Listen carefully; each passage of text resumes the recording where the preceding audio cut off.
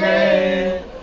देखिए जब घोर कलयुग आया तो घोर कलयुग आने के बाद सभी ऋषि एकत्रित हुए नैमिषारण तीर्थ में। कहाँ हुए? नैमिषारण तीर्थ। उनकी संख्या थी 88,000 ऋषि। जब वहाँ एकत्रित होने के बाद घोर चर्चा करने लगे, हे प्रभु कलयुग आने वाला है, मनुष्य प्राणी मात्र पे कोई पूजा पाठ करने का समय नहीं रहेगा। हमारे शास्त्रों के अनुसार कोई ऐसी छोटी पूजा हो या जिससे हम मन संतुष्ट हो सके, ज़्यादा समय न लगे, हरि का भजन भी हो जाए, हरि का कीर्तन भी हो जाए और राधे नाम का उच्चारण भी हो जाए। कहते हैं इस संसार में, कहते हैं जिसके मुख से एक बार राधे नाम उच्चारण होता है या कृष्ण नाम उच्चारण होता है, उसके कोटि जन्म के पाप भस्म हो जाते हैं। नारायण भगवान ने अपने भक्तों को बताया कि तुम मेरा इतना ध्यान रखो कि तुम्हारे पास अगर कोई शोक संकट आए ना तो उसको भी कष्ट हो जाए, शोक तुम्हारे ऊपर आए तो उसको भी शोक हो जाए, संकट तुम्हारे ऊपर आए तो उसको भी संकट आ जाए। राम नाम और कृष्ण नाम की महिमा इतनी बड़ी है। ऐसा नहीं है कि दोनों की अलग अलग, दोनों एक ही है। एक के नेत्र गंभीर हैं और एक के चपल नेत्र हैं, इनमें कोई अंतर नहीं है। ऐसे ही राधा रानी सर्वेश्वरी है ब्रह्मांड की। कृष्ण को, राधा को अगर पाना है तो कृष्ण को भजो, और कृष्ण को अगर पाना चाहते हो तो राधा को भजो। राधा के बिना कल्याण नहीं है जीवन में। इस संसार में ऐसी हमारी प्रवृत्ति कि हम ठाकुर जी का नाम नहीं ले पाते, लेकिन ठाकुर जी ने केवल कलयुग केवल नाम आधारक, कलयुग में नाम जप की महिमा है, ना कि 10,000 वर्ष की उम्र है नहीं हमारी। हम जितना हो सके अपने जीवन से राधे राधे राधे राधे राधे राधे करते रहेंगे। एक दिन वो हमें ऐसे शब्द, देखिए राधे का मतलब क्या है, राधे का अलग अलग कर दो, दोनों शब्दों को अलग करो। राधे को जब तुम अलग करोगे तो उसका मतलब है राधे, यानी कि मेरे को रास्ता दिखा, मैं आपकी शरण में, मैं आपके नाम ले रहा हूँ, मुझे आप शरण दिखाइए। और उस वासुदेव कृष्ण जो भक्तों की हमेशा चिंता करते रहते हैं, उनसे भी मैं प्रणाम करता हूँ।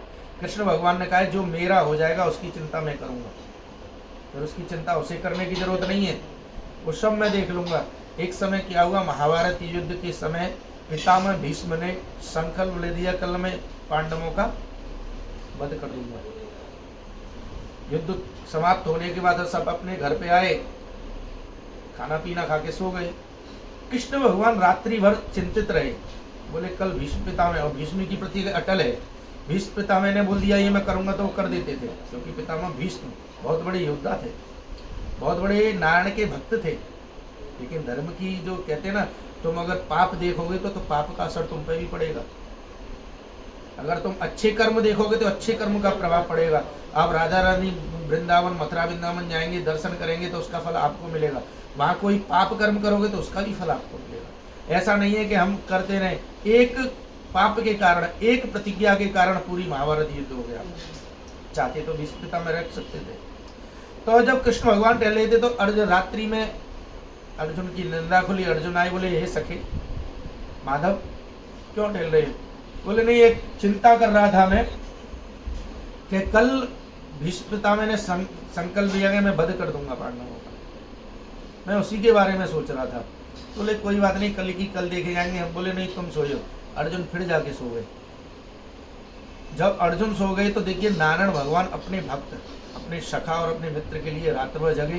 तब उन्होंने एक ऐसा निश्चय किया कि पिता व भीष्म को शरीर को त्यागना पड़ा, लेकिन शरीर उन्होंने त्यागा नहीं। उनको आज की तारीख में बताऊं, एक विष्णु सहस्त्र नाम है, वो स्वयं भीष्म पितामह द्वारा करते हैं, उसको भीष्म पितामह ने बनाया है, बोला है नारायण के सामने। जब गए थे बोले तुम इनको क्या समझ रहे हो, तुम्हारे संग जो कन्हैया है, जिस पक्ष में ये रहेगा वही जीतेगी। कुंती को बोला ना उन्होंने कि तेरा माधव क्या कर लेगा,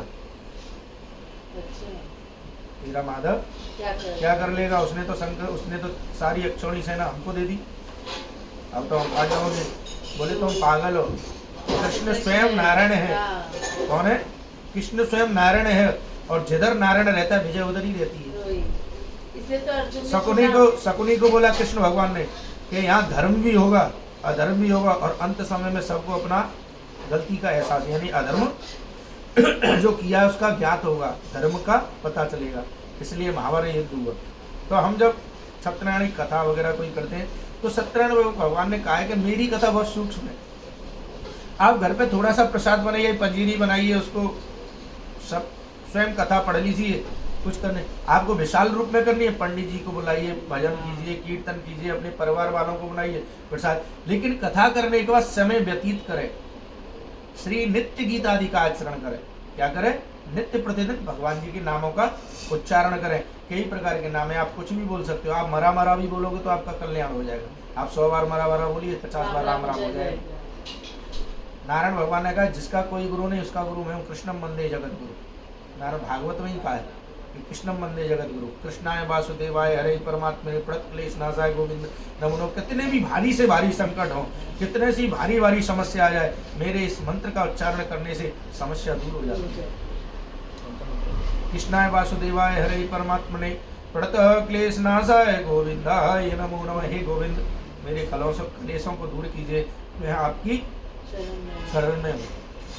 राधा रानी से हमेशा प्रार्थना करनी चाहिए, हे राधा ने जिस प्रकार से कन्हैया तुम्हारा ध्यान करते थे, तुम्हारी राह तकते थे, उसी प्रकार से मैं भी ये चाहता हूँ कि मैं भी कृष्ण भगवान की राह तकता रहूं और कृष्ण भगवान मेरी राह तकते रहें। जैसे सुदामा के लिए कृष्ण भगवान ने अपनी राह तकी थी। हमको कर्म करने हैं। हम अगर अच्छे कर्म करेंगे तो हम अच्छे मार्ग पर चलेंगे। ये मत सोचो हम कहीं जाएं पूजा पाठ करें या किसी का दिल दुखा के हम अगर पूजा पाठ करें तो उसका हमको भी भोगना पड़ेगा। यजमान की इच्छा में ही ब्राह्मण का कल्याण है और ब्राह्मण की इच्छा में यजमान का कल्याण है। इसलिए हमेशा अपने जीवन में प्रभु से ऐसी प्रार्थना करो कि हमको दाता बनाओ, हमारा हाथ हमेशा ऐसे रहे, हम किसी के सामने ऐसे न मांगे, और जहां मांगे तो तेरा दर हो। क्या हो? तेरा दर। मंदिर क्यों जाते हो? मंदिर मांगने जाते